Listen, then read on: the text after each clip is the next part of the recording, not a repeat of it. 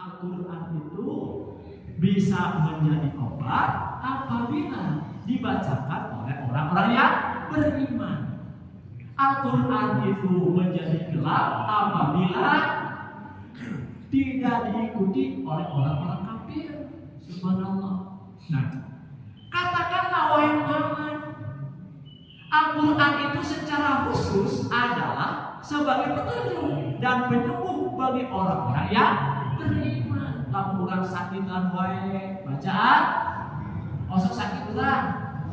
Sekampungnya, kalau mana-mana sehatnya, subhanallah. Nah, mudah-mudahan orang disehatkan wae di dia. Amin ya Allah ya Rabbal. Nah, salat karena sebagai membaca Al-Quran, karena Al-Quran sebagai penyembuh bagi orang yang sakit, terutama sakit hati batin kita, kalbu kita.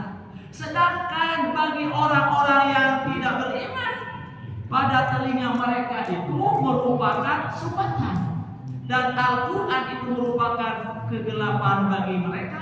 Mereka itu seperti orang-orang yang dipanggil di tempat jauh, sehingga mereka tidak mendengar panggilan orang yang memanggil.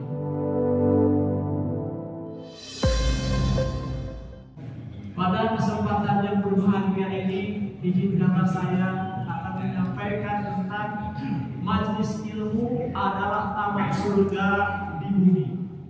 Rasulullah SAW bersabda, an Anas bin Malik radhiyallahu anhu, Rasulullah SAW qala idza maratu biriyadil jannati farta'u qalu wa ma riyadul jannati qala ilu dzikr.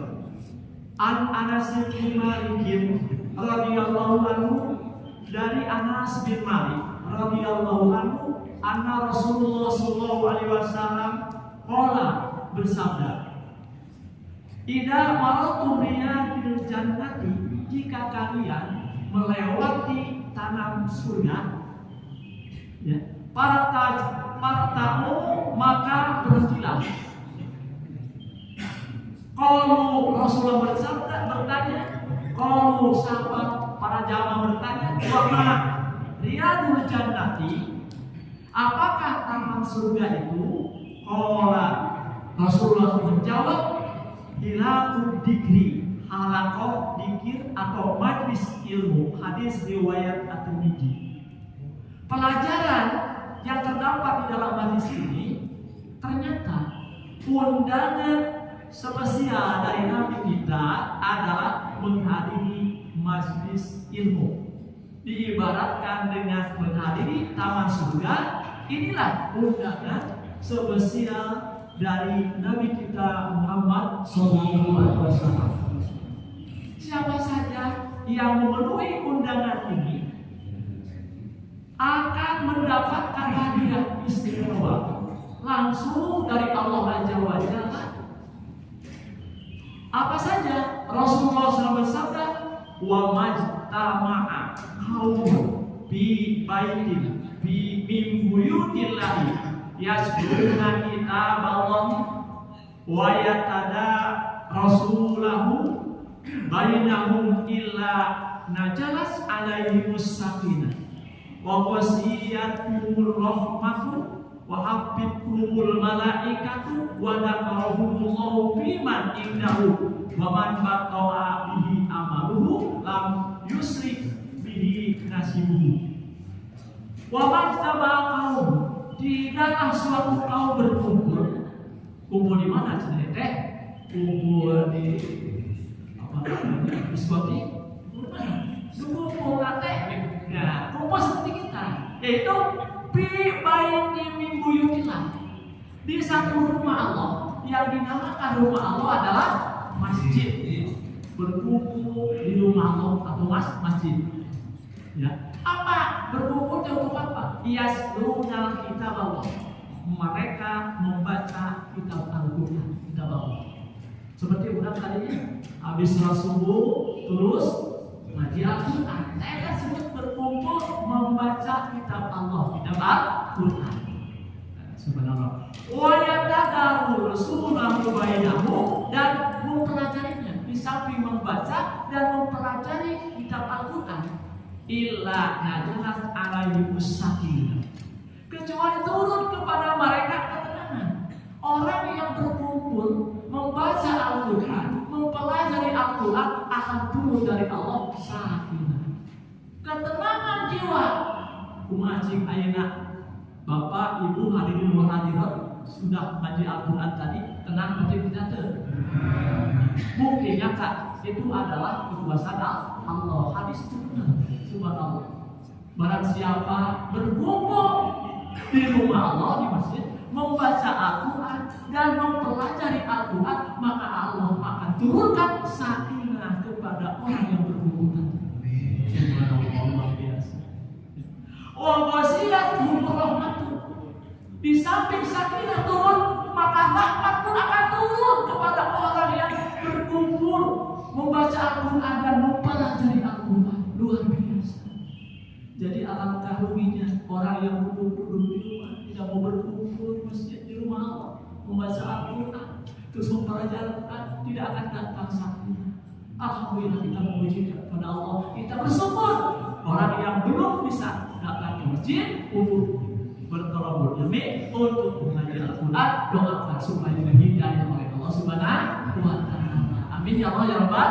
Begitu juga kita yang sering ngaji di sini, doakan juga mudah-mudahan istiqomah dalam melaksanakan pengajian Al-Quran yang selalu isi. Amin ya Allah ya Rabbal. Wa pasumul malaikat, para malaikat mengelilingi mereka. Artinya para malaikat itu dikelilingi oleh malaikat yang sedang ngaji Al-Quran. Di sini juga banyak malaikat. Subhanallah, malaikat. Cuma malaikat kan boleh kelihatan oleh kita. Subhanallah. Jangan dikira tidak ada malaikat dikelilingi. Ya subhanallah. Wa daqarahumullahu biman indahu, dan Allah memuji mereka di hadapan makhluknya yang didekatnya. Cek Allah lihat malaikat hamba-hambaku sedang ngaji Al-Quran di Masjid Muhajirin. Subhanallah, subhanallah, luar biasa. Lam yusri bihi nasabuhu, maka nasabnya tidak mengangkatnya. Hadis riwayat Muslim. Tidak tanggung-tanggung Allah Subhanahu wa Ta'ala berikan langsung 4 hal bagi tamu taman-taman surga ini, yaitu pertama, Allah turunkan ketenangan dalam hati yang berada di masjid untuk mempelajari Al-Quran dan membaca Al-Quran. Yang kedua, Allah berikan rahmat bagi mereka yang berada di masjid mempelajari Al-Quran dan membaca Al-Quran. Yang ketiga, para malaikat Allah kumpulkan di tengah majlis itu. Allah sebutkan orang yang menjadi tamu taman-taman surga itu di hadapan para malaikat. Wahai para malaikat, hamba-hambaku tadarus Al-Quran di Masjid Muhajirin, gitu ya, subhanallah. Dan bahasa Arab, tak apa, kade, apanya? Katanya aku ceritanya subhanallah. Rek mau, bebeknya ke malaikat itu dia belum mau, begitu. Kayak di alam kubur jadi tameng di alam kubur. Alhamdulillah. Tapi sadarlah itunya. Apabila ketika kita gelisah hati, masa gelisah hati, sakapun subhanallah. Kamu deg-degan akhirnya rasa gelisah, gelisah. Lawan versi kalian tidak kecil. Subhanallah. Masa gitu? Kayak begitu.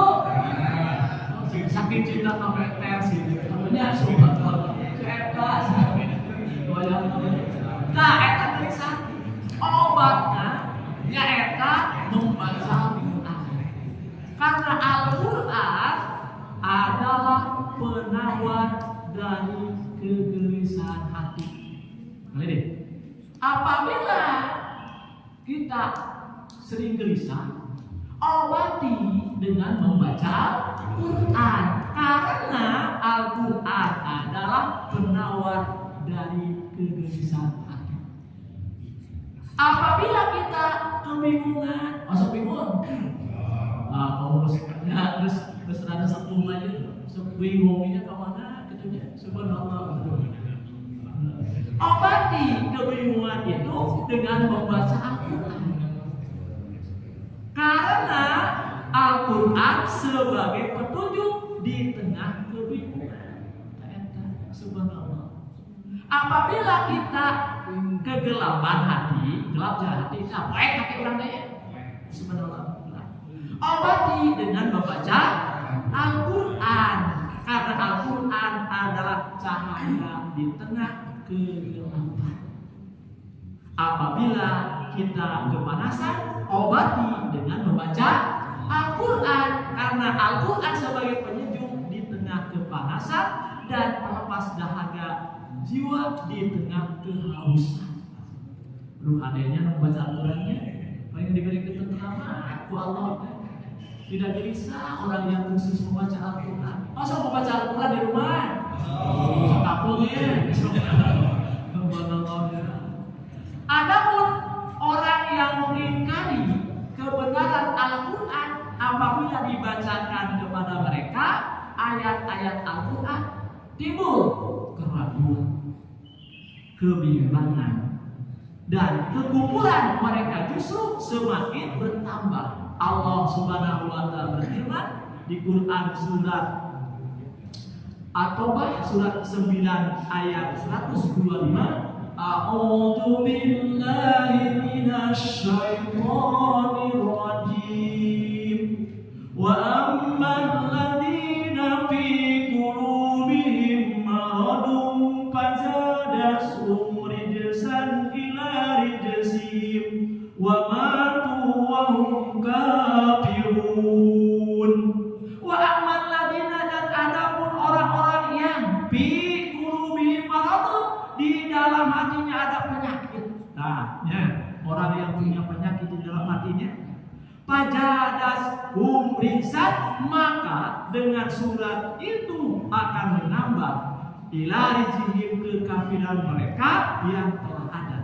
Wa matu wa hum kafirun, dan mereka akan mati dalam keadaan kafir. Subhanallah, luar biasanya. Alhamdulillahnya.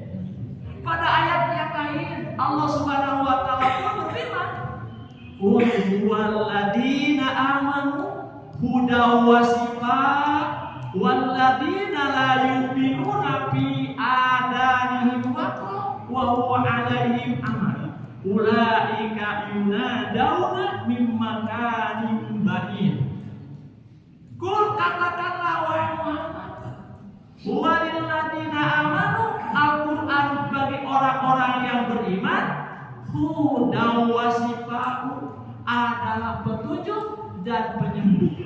Walladzina la yu'minuna, dan orang-orang yang tidak beriman, fi adanihim waqra, pada telinga mereka ada sumbatan. Wa huwa 'alaihim ama, dan Al-Quran itu merupakan kegelapan bagi mereka. Ulaika yunadawna, mereka itu seperti orang-orang yang dipanggil mimakanin ba'id, dari tempat yang jauh. Jadi Al-Quran itu bisa menjadi obat apabila dibacakan oleh orang-orang yang beriman. Al-Quran itu menjadi gelap apabila tidak diikuti oleh orang-orang kafir. Subhanallah. Nah, katakanlah wahai Muhammad, Al-Quran itu secara khusus adalah sebagai petunjuk dan penyembuh bagi orang-orang yang beriman. Lamun orang sakit lan wae bacaan, osok sakit urang, sekampungnya, kalau mana-mana sehatnya. Subhanallah. Nah, mudah-mudahan orang disehatkan wae di dia. Amin ya Allah ya Rabbal.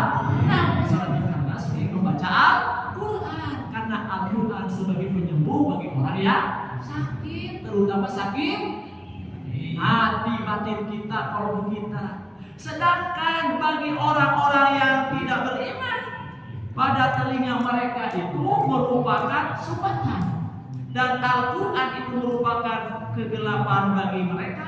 Mereka itu seperti orang-orang yang dipanggil di tempat jauh, sehingga mereka tidak mendengar panggilan orang yang memanggil.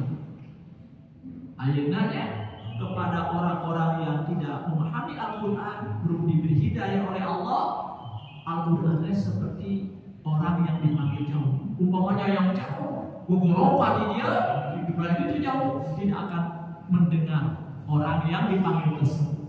Karena belum diberi hidayah oleh Allah Subhanahu wa Ta'ala. Menurut riwayat hadis Ahmad, ternyata kabar gembira untuk taman-taman surga ini belum selesai. Masih banyak kejutan bagi mereka. Inilah kabar gembira bagi orang yang mereka mendapatkan warisan para nabi, karena para nabi tidak mewariskan harta dinar maupun dirham, tetapi yang diwariskan mereka adalah ilmu. Nabi kan tidak mewariskan harta dinar, dirham, dolar, rupiah, tidak mewariskan, hanya mewariskan ilmu. Syekh Muhammad At-Tamimi menjelaskan 3 hal tanda kebahagiaan. Pertama, jika diberi kenikmatan maka ia bersyukur. Oh, syukuran lamun diberi kenikmatan bersyukur. Nah, coba bacaan teh kenikmatan. Alhamdulillahirabbil alamin. Nikmat sehat, alhamdulillahirabbil alamin. Terus orang beribadah kepada Allah, sujud syukur kepada Allah, diberi nikmat. Kalau orang diberi istri yang salihah, kumaha? Alhamdulillahirabbil alamin.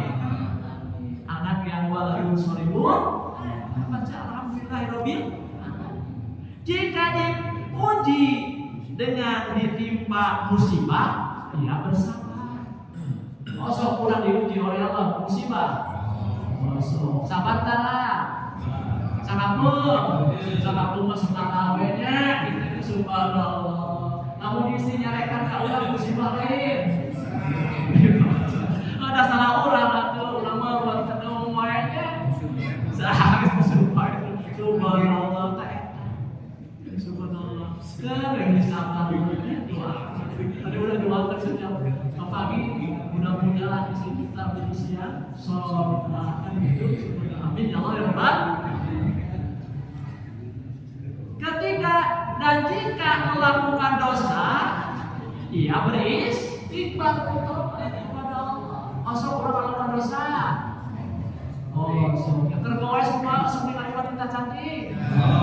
Dosa teh. Nah, harus ucapkan. Kalau ucapkan, istighfar, tobat kepada Allah.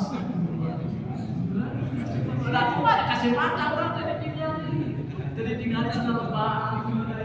Subhanallah gitu. Nah, kata kita harus susah tinggali.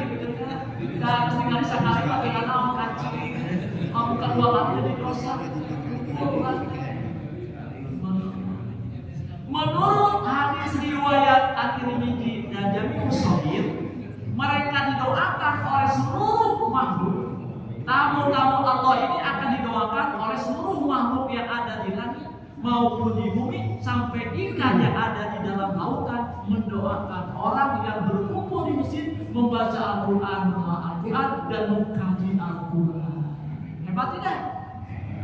Tuh didoakan ke seluruh makhluk yang ada di bumi maupun yang ada di malaikat yang ada di laut, mendoakan kasaka orang katanya. Subhanallah. Yakin dengan yakinnya ya. Menurut tadi riwayat Tirmidzi. Menurut hadis riwayat Ibnu Majah, malaikat akan membentangkan sayapnya bagi tamu Allah atas keridhaan Allah Subhanahu wa Ta'ala pada mereka. Itu malaikat membentangkan sayapnya kepada orang yang membaca Al-Quran, menelaah, mengkaji Al-Quran. Di mana? Di masjid. Menurut hadis riwayat At-Tirmidzi, mereka dihitung sebagai orang fisabilillah. Wah, subhanallah, luar biasanya orang yang datang ke masjid, berjamaah sholat di masjid, terus tadarus Al-Quran, membaca Al-Quran, melafal Al-Quran, maka diberi pahala oleh Allah dengan pahala fisabilillah. Subhanallah. Menurut hadis riwayat Tabrani, tamu-tamu ini mendapatkan pahala haji yang sempurna. Nabi Muhammad SAW bersabda, barang siapa yang keluar menuju masjid dan tidak ada yang diinginkannya kecuali belajar dan mengajarkan ilmu, baginya pahala sama dengan pahala haji yang sempurna. Subhanallah. Amin ya Allah ya Rabbal. Oh ya haji yang sempurna, pahalanya langsung wajib jadi haji mabrur dan makbul. Subhanallah ya. Dan ketika kunjungan dari tamu-tamu Allah ini selesai, mereka mendapatkan hadiah yang paling dinanti oleh insan manusia, diampuni dosanya oleh Allah Subhanahu wa Ta'ala. Subhanallah, diampuni nanti selesai pengajian, buat pengajian, diampuni dosa-dosanya oleh Allah Subhanahu wa Ta'ala. Amin ya Allah ya Rabbal. Rasulullah SAW bersabda, ma jalasa kaum yadkuruna Allah Ta'ala fayaqumuna hatta yuqalu lahum qumu qad ghafarallahu lakum dunubakum mudalas sia'atakum hasanah.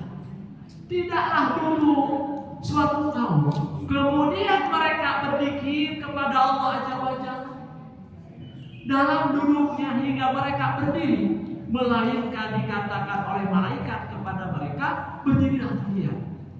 Sesungguhnya Allah telah mengampuni dosa-dosa kalian dan keburukan-keburukan kalian pun telah diganti dengan berbagai kebaikan-kebaikan. Hadis riwayat Tabrani. Katos Pak, senang nggak? Subhanallah, yang luar biasa itu diberikan contoh-contoh oleh Rasulullah SAW. Dimudahkan masuk surga barang siapa yang menempuh jalan guna menimba ilmu, niscaya Allah akan memudahkan baginya berkat amalan ini jalan menuju surga. Hadis riwayat Muslim.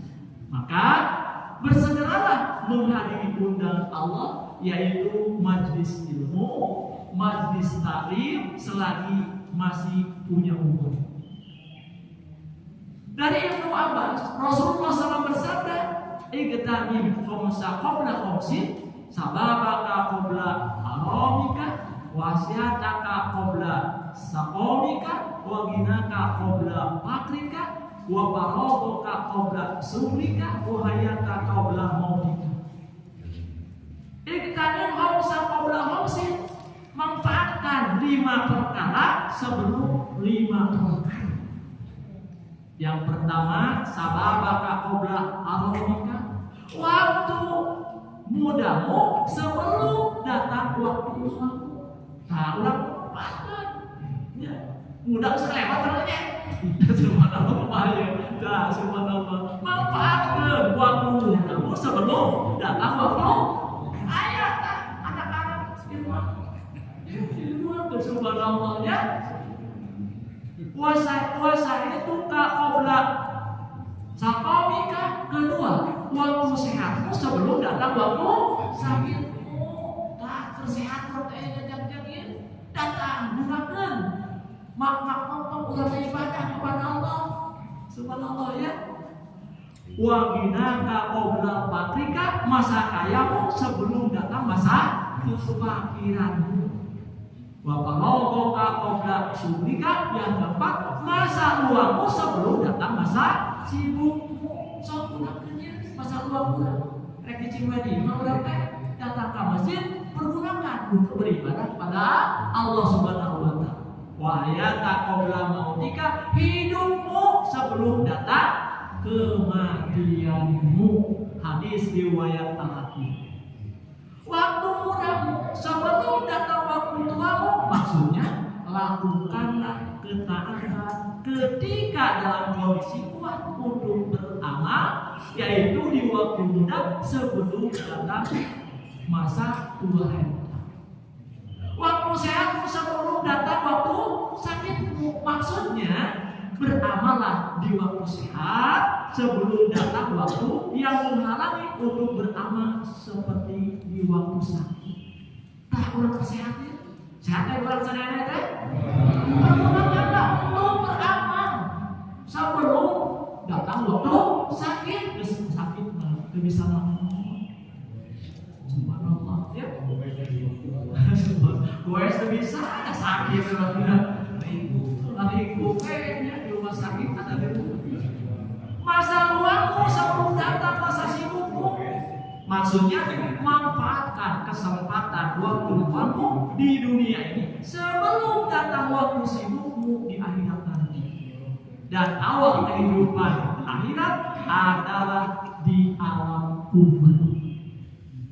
Masa kayamu sebelum datang masa kepanggilanmu, maksudnya bersedekahlah dengan kelebihan hartamu sebelum datang bencana yang dapat merusak harta tersebut, sehingga akhirnya engkau menjadi fakir di dunia maupun di akhirat.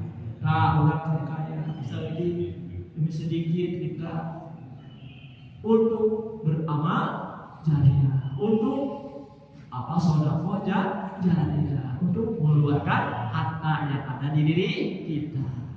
Hidupmu sebelum datang kematianmu, maksudnya lakukanlah sesuatu yang manfaat untuk kehidupan sesudah matimu, karena siapapun yang mati maka akan terputus amalannya. Jadi semua mau ada amalannya kecuali yang tiga: ilmu yang bermanfaat, anak yang soleh, apalagi amal jariah yang dibuat. Dan waktu beramal di mana? Di dunia, di tempat dunia yang berhidup.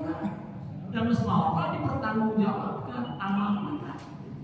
Menurut Imam Munawi mengatakan, "Fahadil khamsatu la ya'rifu qad roha illa ba'da jawariha."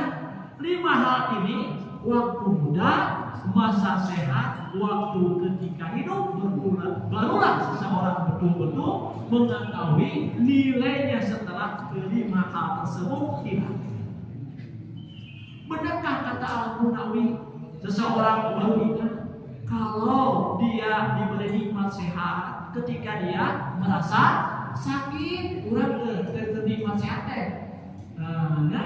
merasa sakit, begitu nikmat sehat dirasakan ketika kita sakit.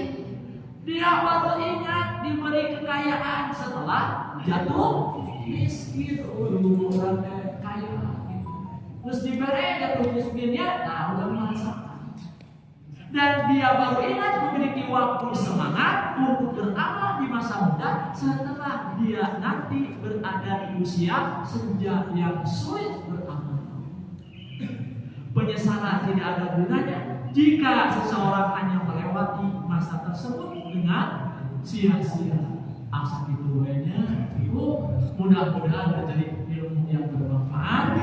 Masalah yang amalkan dalam sehari-hari, kurang lebih mohon maaf. Mari kita berdoa kepada Allah Subhanahu wa taala. Allahumma shalli ala sayyidina Muhammad wa ala ali Muhammad kama shallaita ala Ibrahim wa Ibrahim wa barik ala Muhammad wa ala ali Muhammad kama barakta ala Ibrahim fi alamin hamidum majid. Rabbana hab lana min azwajina wa dhurriyyatina qurrata a'yun waj'alna lil muttaqina imama. La ilaha illa subhanaka inni kuntu minadh dhalimin. Rabbana atina fid dunya hasanah wa fil akhirati hasanah wa qina adzabannar. Aqulu qawli hadza wa astaghfirullahi wa lakum. Assalamualaikum warahmatullahi wabarakatuh.